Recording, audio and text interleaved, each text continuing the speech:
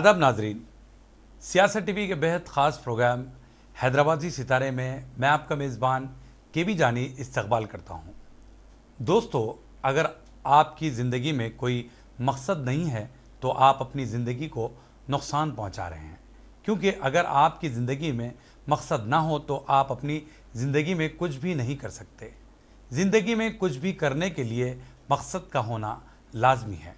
अगर ज़िंदगी में किसी भी चीज़ को हासिल करने का मकसद ही नहीं तो अपनी ज़िंदगी अंधेरे में गुजारने के बराबर है। किसी भी किस्म की कामयाबी को हासिल करने के लिए सबसे पहले मकसद होता है। अगर आप मकसद पर चलते रहें तो एक दिन कामयाब हो ही जाएंगे। ऐसे ही अपने मकासद को जहन में रखकर आगे बढ़ने और अपनी काबिलियत को मनवाने की जुस्तजू का नाम महरीन सैयद है।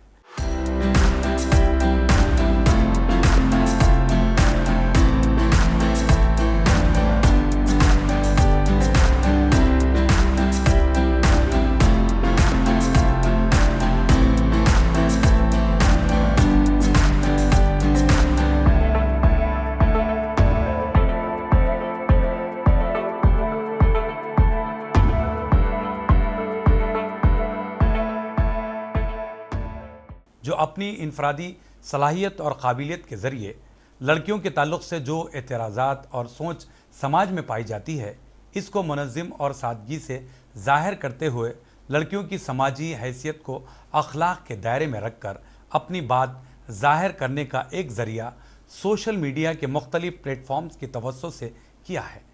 मेल डोमिनेटेड यूट्यूबर्स के बीच अपना एक चैनल क़ायम किया और मुख्तलिफ़ कंटेंट के ज़रिए सोशल मीडिया इस्तेमाल करने वालों की पसंद बन गई और बहुत कम अरसे में इन्हें कामयाबी भी मिली है। तो आइए मुलाकात करते हैं महरीन सैयद से और जानते हैं इनकी ज़िंदगी से जुड़ी ख़ास बातें।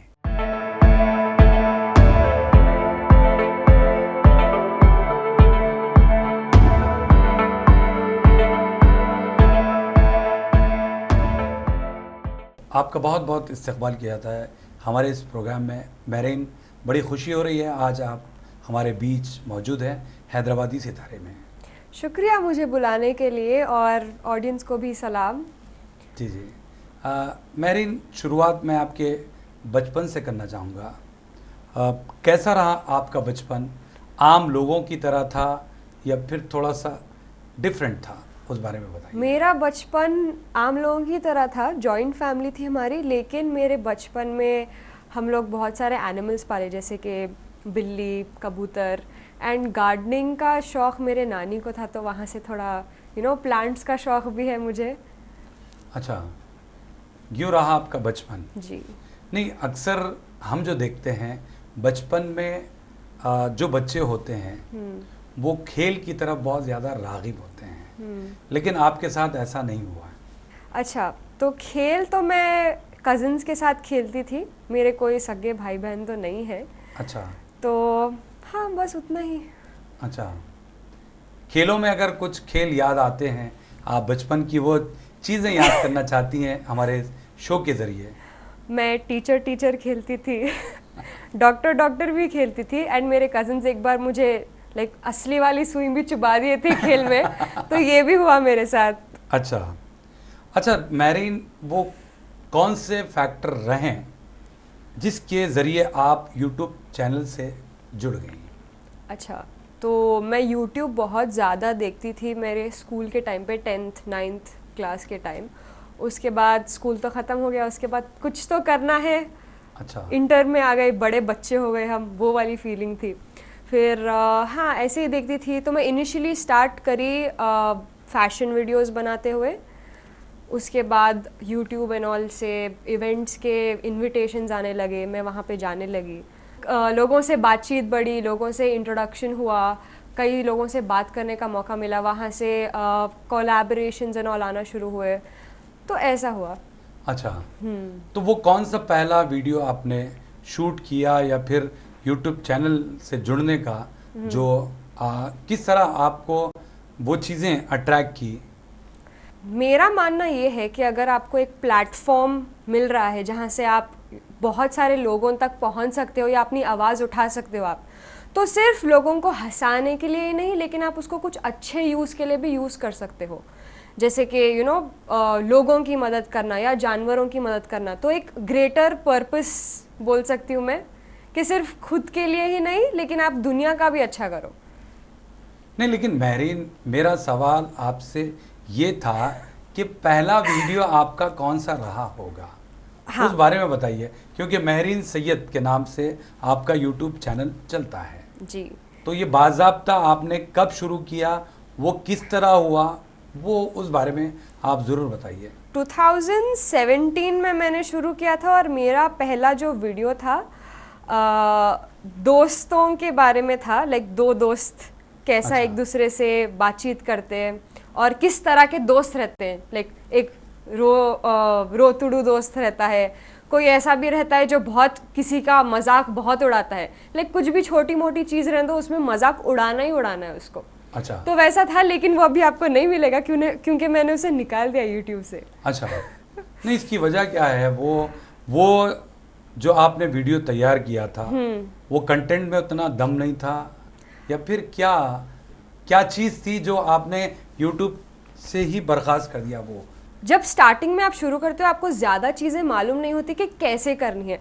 अभी मुझे ये पता है कि सिनेमाटोग्राफी कैसे करना है, कौन सा कैमरा यूज़ करना है, माइक कौन सा यूज़ करना है। लेकिन जब वो मेरा एक छोटा सा कैमरा था पैनासोनिक लूमिक्स, मैंने उसमें शूट किया था, उसमें लाइटिंग वगैरह उतनी ख़ास नहीं थी। हालांकि मेरे दोस्तों को पसंद आया था, मेरे ख्याल से कुछ 100 व्यूज़ आए थे उसके। अच्छा। और वो मैंने मेरे रूम में ही बनाया था। अच्छा। खुद पूरा कैमरा वैमरा वगैरह सेटअप करके। बस क्वालिटी उतनी अच्छी नहीं लगी, प्लस बहुत शर्म आती क्योंकि जब नए नए होते आप वो काम में अच्छे नहीं होते हो जी। तो यही था रीज़न बस। नहीं तो भाई टेक्निकली देखिए, कोई भी आदमी उतना साउंड नहीं होता। जब आप स्टार्ट करते हैं कोई भी वीडियोस हो या कोई भी काम हो, उतना परफेक्ट काम नहीं आता। तो इसका मतलब ये नहीं कि भाई उसको चैनल से ही बर्खास्त कर दिया जाए। आप जो कह रहे हैं वो सही है, लेकिन मेरे में थोड़ा सा वो है कि अगर मैं जो भी करूं मैं अच्छा करूं। अच्छा। हाँ। लेकिन आप पहले कूद जाते हैं, बाद में देखते हैं कितनी गहराई है। अब वो जुनून है तो करना पड़ेगा। जी। नहीं, लेकिन एक चीज़ है ना महरीन, कभी भी आप एक चीज़ को हम फोकस करते हैं, एक टारगेट लेके चलते हैं कि भाई ये चीज़ अगर हम बनाएं तो इसका क्या हशर होने वाला है, इसको कामयाबी मिलेगी, कितने लोग पसंद करेंगे, या फिर टेक्निकल पॉइंट ऑफ व्यू से ये फ्लॉप जाएगा, वो आपके जहन में नहीं था? नहीं था, बिल्कुल नहीं था, क्योंकि मुझे ये था कि मुझे ये बनाना है, मैं ये करना चाहती हूँ। उसके अलावा मैंने ये सब चीज़ों पे फोकस नहीं किया, क्योंकि मेरा मोटिव ये नहीं था कि मैं यूट्यूब से पैसे कमाऊँ या मैं फेमस रहूँ। मेरा बस शौक था, और जब तो थोड़े से छोटे बच्चे थे तो सिर्फ शौक खेल की तरह था वो। अच्छा। तो इसीलिए। अच्छा, एक चीज़ महरीन, के हर इंसान का एक बैकअप प्लान होता है। ये ज़रूर आपने सोचा था कि यूट्यूब चैनल से जुड़ने से पहले कि मैं ये करूँगी, मैं इस चीज़ को फोकस करूँगी, या फिर मैं यहाँ पे आऊँगी? आपके जहन में कोई चीज़ पल रही थी? मैं थोड़ी सी पैशनेट पर्सन हूँ और मैं थोड़ी प्रैक्टिकल हूँ, तो जो टाइम पे जो फोकस रहना चाहिए मेरा वही रहता है फ़िलहाल के लिए। तो मेरा ऐसा है मानना। लॉन्ग टर्म गोल्स भी रहते हैं, लेकिन उसके वो लॉन्ग टर्म गोल अचीव करने के लिए आपको एक छोटे छोटे गोल्स तैयार करना पड़ता है। तो वैसा करती हूँ मैं सब। नहीं, देखिए, हर इंसान की ज़िंदगी में एक एम होता है, तो भाई बैकअप प्लान तभी तो बनता है ना। देखेंगे, अगर हो सका, अगर ज़्यादा फेमस हो सके या लोगों ने ज़्यादा अगर पसंद किया तो खुद के साथ साथ दुनिया का भी अच्छा करेंगे, यही है एम। नहीं, ये तो आपका जो थिंकिंग है वो तो हम एक्सेप्ट कर रहे हैं कि भाई आप वाकई दूसरों का भी भला चाहती हैं, तभी बहुत सारे काम कर रही हैं। वो तो मैं आगे आपसे जानना चाहूँगा। अभी मैं एक चीज़ पर आता हूँ, वो ये कि कौन सा ऐसा रोल मॉडल रहा होगा जिसके ज़रिए आप सोशल मीडिया से जुड़ी, उस बारे में बताइए। कंटेंट क्रिएटर्स तो बहुत सारे हैं और बहुत अच्छे हैं, लेकिन मैं एक चीज़ सिर्फ एक स्पेसिफिक क्रिएटर से नहीं लेती हूँ। मैं नाम भी मेंशन करना नहीं चाहूँगी, लेकिन सबके एक अलग अलग खूबियाँ होती हैं, तो सबसे मैं वो थोड़ा थोड़ा ले लेती हूँ बस। अच्छा, लेकिन देखिए एक यूट्यूब चैनल चलाने के लिए बहुत सारे चैलेंजेस का सामना करना पड़ता है, बहुत सारे। क्योंकि आप इकलौती फीमेल यूट्यूबर है हैदराबाद से, जी।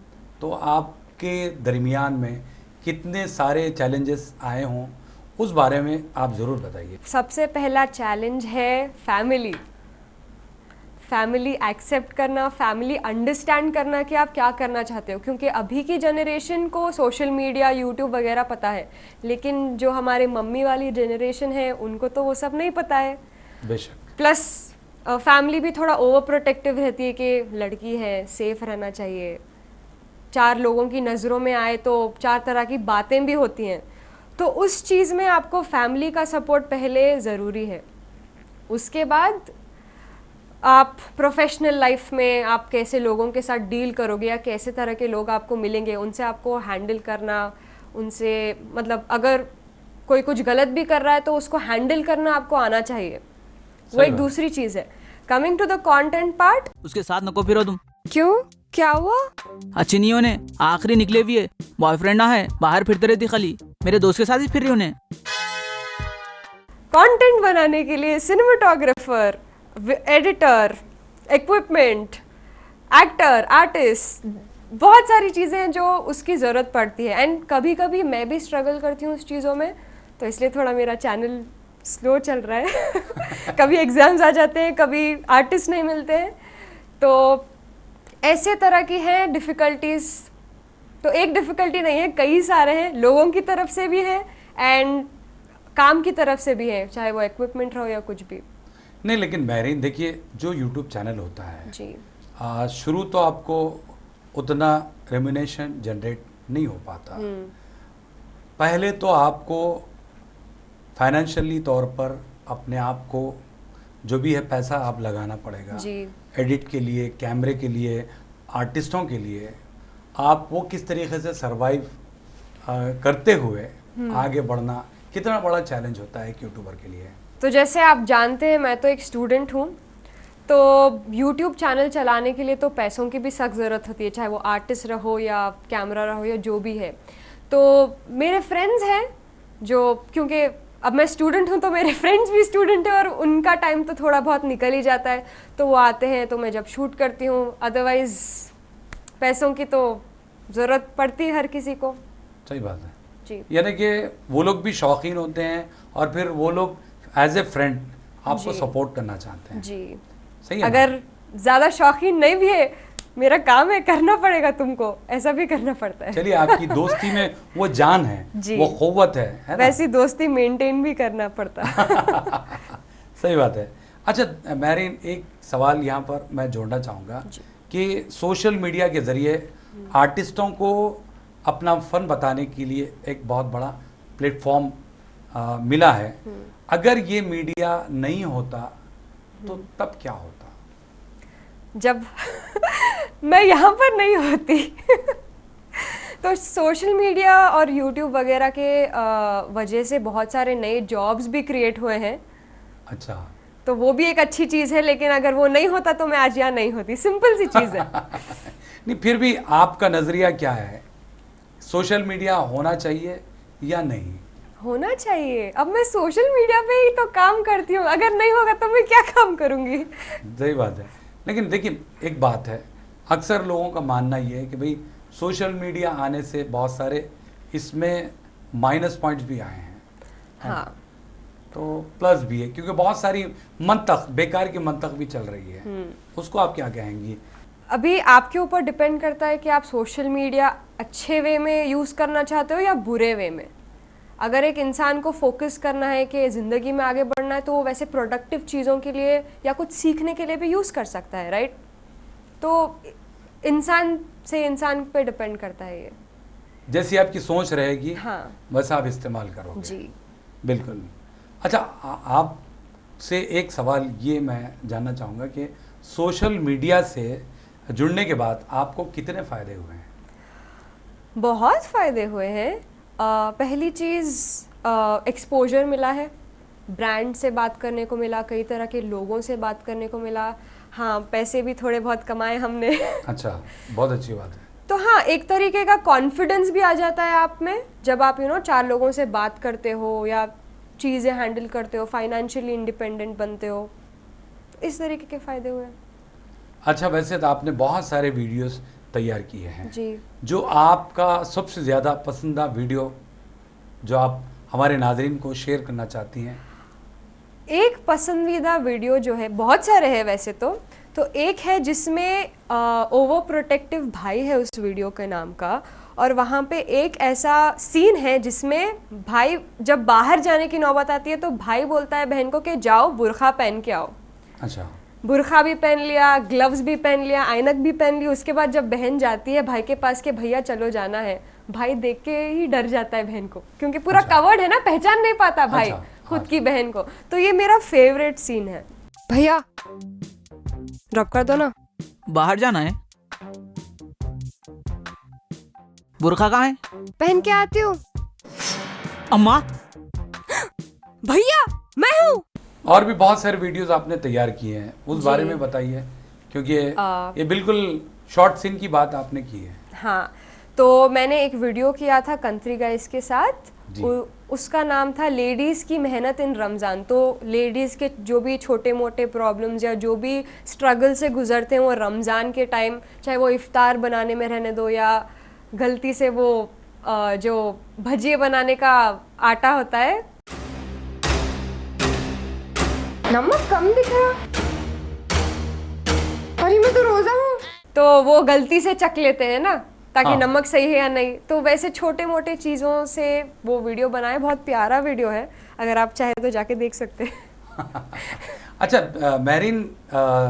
महरीन सैयद, ये चैनल जब आपने शुरू किया और साथ साथ आपने कंट्री गाइस से भी जुड़ गई, तो पहले महरीन यूट्यूब चैनल था या फिर कंट्री गाइस था? तो इनिशियली मैंने ही मेरा चैनल स्टार्ट किया था, मैंने कुछ वीडियोस बनाई थी। उसके बाद यूट्यूब इवेंट्स एंड ऑल में इनविटेशंस आने लगे, तो वहाँ पे मैं बहुत सारे दूसरे यूट्यूबर्स से भी मिली, मैं कंट्री गाइस से भी मिली, और उसके बाद हमने कोलैबोरेट किया। मैंने दूसरे चैनल्स के साथ भी कोलैबोरेट किया है, हैदराबाद डायरीज भी हो गया। अच्छा, हाँ, उसके साथ भी आपने काम किया, शाहरुख वगैरह? हाँ, अच्छा, हमने कोलैबोरेट किया है। कौन सा वीडियो था आप लोगों का? सुनो मैरिन, तो मास्क कैसा दिखता? He is my bestest friend. ऐसा? हाँ। Do you like him? Yeah, I like him. अच्छा सुनो, उसके साथ एक प्रैंक करेंगे। Pranks. I love pranks. क्या करना है? उन्हें आता ना, मैं तुम्हारे को आई लव यू बोलता हूँ, तुम भी मेरे को आई लव यू टू बोलो, उसका रिएक्शन देखिए कैसा रहता। Yeah, sounds fun. Let's do it seriously. तो इन फ्यूचर आप अपने चैनल को ज़्यादा फोकस करेंगी या फिर अगर कोई और चैनल वाले ऑफर करें तो आप उनके साथ काम करना पसंद करेंगी? फ़िलहाल तो मेरा फोकस मेरे ही चैनल पे है, क्योंकि मैं चाहती हूँ कि कंटेंट में जो मैं चाहती हूँ मैं वो बनाऊँ। अच्छा, तो उसमें वो फ्रीडम मिलती है मुझे जो पसंद है। अगर दूसरे चैनल्स या कोई कंपनी से भी अगर आप जुड़ जाओगे तो वो थोड़े रिस्ट्रिक्शंस रहते हैं जो मैं उतना पसंद नहीं करती फ़िलहाल के लिए। मतलब ये कि आप जो करना चाह रही हैं, जो ऑडियंस को आप देना चाह रही हैं, वो चीज़ आप दे नहीं पाती क्योंकि रिस्ट्रिक्शन आपने बताया है। हाँ, अगर आप कोई MNCs होते हैं ना, MCNs होते हैं, मल्टी चैनल नेटवर्क्स, थोड़े हैं हैदराबाद में भी, तो उनमें क्या होता है आप एक एम्प्लॉय की तरह काम कर सकते हो, लेकिन आपको वही करना पड़ेगा जो कंपनी बोलेगी।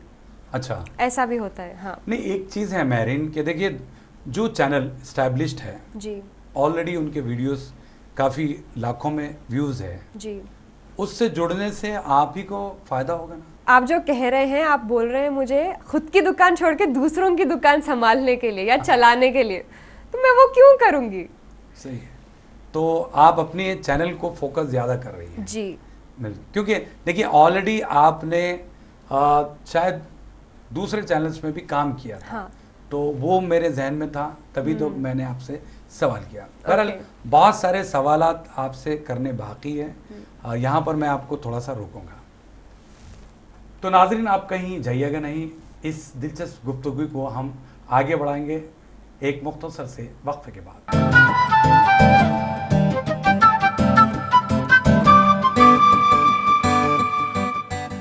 नाजरीन, सियासत टीवी की ताज़ा तरीन ख़बरें, मुशायरे, मजहबी प्रोग्राम्स और दीगर तफरीही प्रोग्राम्स देखने के लिए आप हमारा मोबाइल ऐप प्ले स्टोर से डाउनलोड कर सकते हैं। इसके अलावा यूट्यूब और फेसबुक पर आप सियासत टीवी का रास टेलीकास्ट भी देख सकते हैं। यूट्यूब पर सियासत टीवी सब्सक्राइब करें और बेल आइकॉन पर क्लिक करें ताकि नए वीडियोस आप तक फौरी तौर पर पहुंच सकें।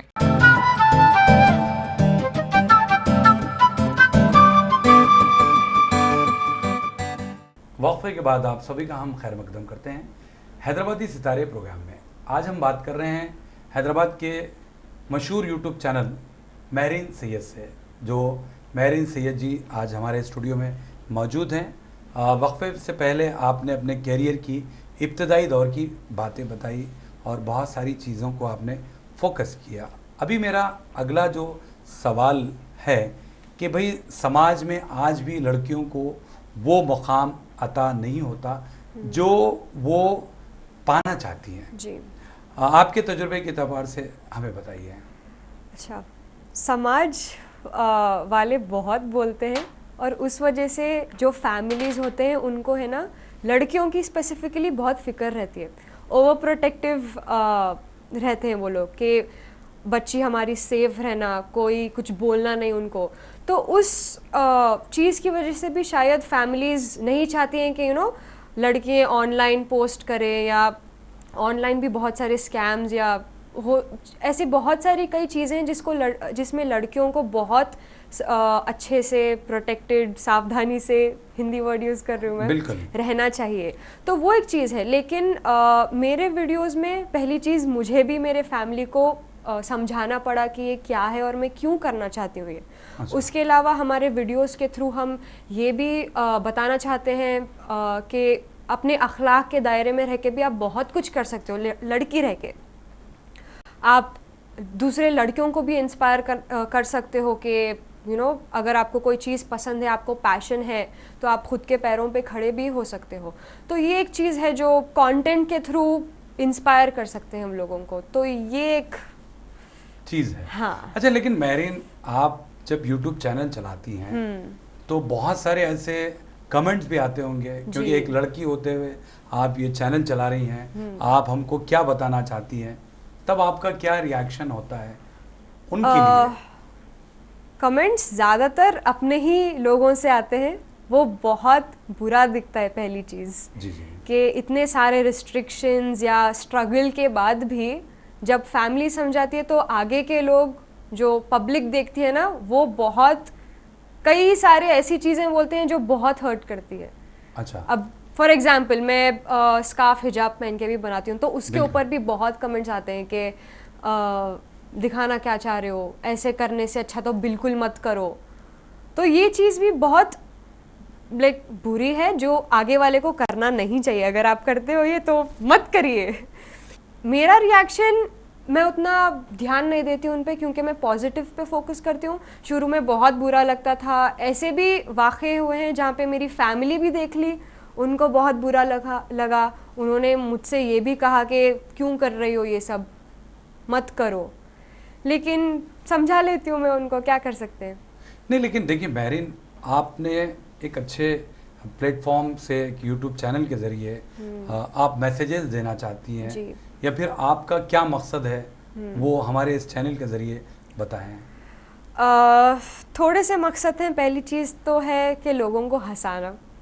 दूसरी चीज़ ये है कि वुमेन एम्पावरमेंट बोल सकते हो आप, कि मैं चाहती हूँ कि मेरे जैसे जो लड़कियाँ हैं जो कंजर्वेटिव ओल्ड स्कूल फैमिली से आती हैं, उनको अगर वो चाहती हैं, अगर उनको डिग्री करना है, उनको पीजी करना है, तो वो करने दिया जाए। अगर वो सोशल मीडिया पे भी आना चाहती है तो वेरी गुड, करने दिया जाए। अगर वो जॉब करना चाहती हैं तो वो भी, क्योंकि मेरे ही खुद के फैमिली में मैंने ये देखा है जहाँ पे लड़कियों को जॉब या मतलब घर के बाहर ज़्यादा एक्सपोजर नहीं मिला था। अच्छा। एंड मेरे दोस्तों में भी ऐसे कई हैं जो है ना, उन्होंने अपनी डिग्री भी ख़त्म नहीं की, सिर्फ इंटर ख़त्म किया, उनकी शादी कर दी गई थी। एंड ऐसे भी बहुत सारे वाक़े होते हैं जहाँ पे आप लड़की की शादी करा देते हो, उसको दुनिया का कुछ मालूम नहीं चलता। अगर उसका हस्बैंड अच्छा नहीं निकला या कुछ भी खुदा ना खास्ता हो गया तो जब वो लड़की क्या करेगी, कहाँ जाएगी वो। तो इसलिए लड़कियों का फाइनेंशियली इंडिपेंडेंट भी रहना बहुत ज़रूरी है, क्योंकि दुनिया बहुत ख़राब हो गई है फ़िलहाल, जो हालात चल रहे हैं उस हिसाब से। लेकिन महरीन को ऐसी क्या चीज़ सूझी जी, जो यूट्यूब चैनल का आगाज़ किया और फिर धड़ाधड़ वीडियोस बना रही हैं। और भाई आपने जैसा बताया कि भाई मैं दुनिया को हंसाना चाहती हूँ, तो क्या दूसरे चैनल वाले हंसाने का काम नहीं कर रहे हैं और उड़ा रहे हैं? अगर आप दूसरे चैनल्स को देखोगे तो वो सिर्फ हंसाने का काम कर रहे हैं। अच्छा, मुझे जो डिफरेंट बनाता है वो है, मैं लड़की, पहली चीज़ तो मैं शायद मेरे साथ वाले या मुस्लिम लड़कियां ज़्यादा नहीं हैं इस फील्ड में, शायद ही कोई होंगे। उसके साथ साथ मैं ये भी मैसेज देना चाहती हूँ कि अपने लड़कियों को आगे बढ़ने दो। उसके साथ साथ ये भी है कि जानवरों को भी अच्छे से सुकून की ज़िंदगी जीने दो। नहीं बिल्कुल। तो social message and social improvement भी होना चाहिए सोसाइटी का, सिर्फ हंसाना ही नहीं, लेकिन अगर आपके पास एक आवाज़ है तो आप उसका अच्छा यूज़ कर सकते हो अपने आसपास की जगह को अच्छा बनाने के लिए। सही बात है। अच्छा महरीन, अभी हम ये ज़रूर जानना चाहेंगे कि भाई आप यूट्यूब चैनल के अलावा और आपके क्या क्या एक्टिविटीज़ है, उस बारे में हमारे नाजरीन को ज़रूर बताइए। मैं एक इंजीनियरिंग स्टूडेंट हूँ, यूट्यूब तो आपको पता ही होगा। उसके अलावा मैं रेस्क्यूज़ भी करती हूँ, तो जो इंजर्ड एनिमल्स, बिल्ली हो या कुत्ता हो, वो होते हैं तो मैं उनको लेती हूँ, ट्रीटमेंट करवाती हूँ, फिर रिलीज़ करती हूँ। तो आपकी जो तंजीम है, आपके जो ऑर्गेनाइजेशन है, उसका नाम ज़रूर बताइए। हमारे ऑर्गेनाइजेशन का नाम being the real human foundation है। ये मुंबई बेस्ड है, लेकिन उसका छोटा सा प्रेजेंस मैं यहाँ पे हैदराबाद में चलाती हूँ। तो मैं सिटी हेड हूँ उस एनजीओ की।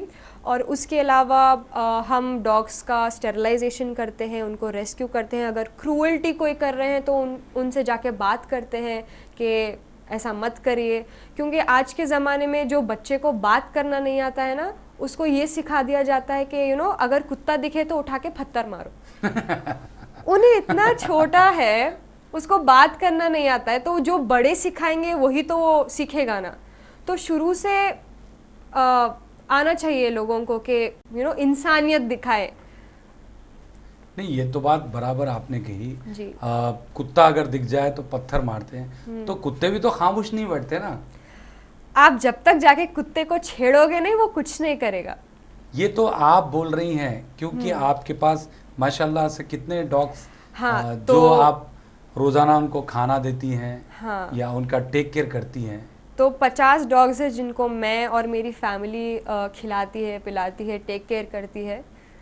तो तभी तो आपके जो कुत्ते हैं वो आपको कुछ नहीं कर रहे हैं। ये जो गली के हैं वो लोग तो आपके आंग पे आएंगे, आपको डराएंगे, तब पत्थर नहीं तो क्या मारेगा बच्चा। अभी मेरे पास इतना एक्सपीरियंस है कि मैं जानती हूँ कि कुत्ते का बिहेवियर कैसा होता है। ठीक है, अगर आप कुत्ते को छेड़ोगे नहीं तो वो खामोश अपनी जगह बैठा हुआ रहेगा। लेकिन हमारे पास ऐसे लोग थोड़ी ना है, वो तो जाके छेड़ेंगे कुत्ते को कि वो तू यहाँ क्यों सो रहा है।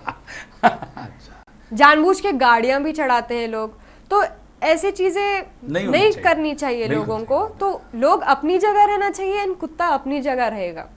नहीं, आप एक ऑर्गेनाइजेशन चला रही हैं, तभी तो आप ये बहुत सारी बातें बता रही हैं। लेकिन बिल्कुल वाकई सही बात है, क्योंकि जानवर को उसको निगहदाश्त करनी चाहिए, तभी वो जानवर भी आपको सेफ करेगा, फिर आपको प्रोटेक्ट करेगा, है ना। सही बात है। तो बहरहाल आप इस मकसद में ज़रूर आगे बढ़िए, क्योंकि आपका हेल्पिंग नेचर है, आप मदद करना चाहती हैं किसी भी जाविये से, है ना। तो अभी महरीन प्रोग्राम के आखिरी पड़ाव में आ चुके हैं जी। तो अभी मैं ये ज़रूर जानना चाहूँगा, जो लोग यूट्यूब चैनल से जुड़ना चाहते हैं या फिर कोई अपना चैनल कायम करना चाहते हैं, उनके लिए क्या आपका मैसेज रहेगा? मेरा यही मैसेज है कि अगर आप यूट्यूब की फील्ड में कुछ करना चाहते हो, पहली चीज़ आपका कंटेंट बहुत अच्छा होना चाहिए। लोग ऐसा कंटेंट बनाइए जिससे लोग आपसे जुड़ जाएं, वो उनको आपसे प्यार हो जाए। उसके अलावा कैमरा वैमरा वो सब उतना फ़र्क नहीं पड़ता है, लेकिन अगर आप जो करते हो उसमें अगर आप बहुत अच्छे होगे तो आप आगे बढ़ जाओगे।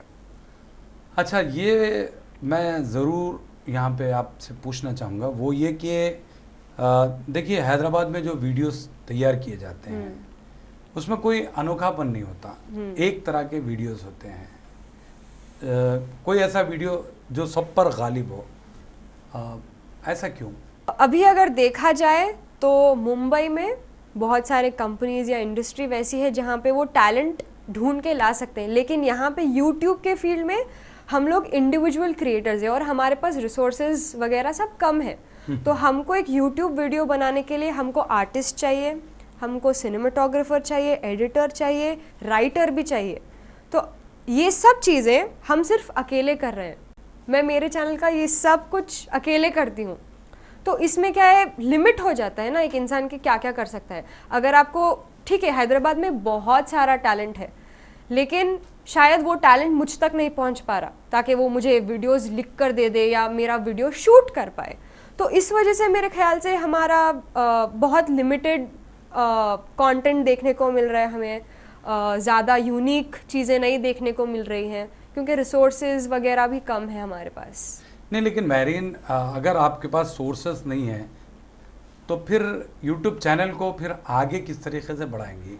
आपने बताया कि बॉम्बे में सारी चीज़ें हैं जिसकी वजह से वहाँ के चैनल वाले काफ़ी हद तक नए नए कंटेंट ला पाते हैं।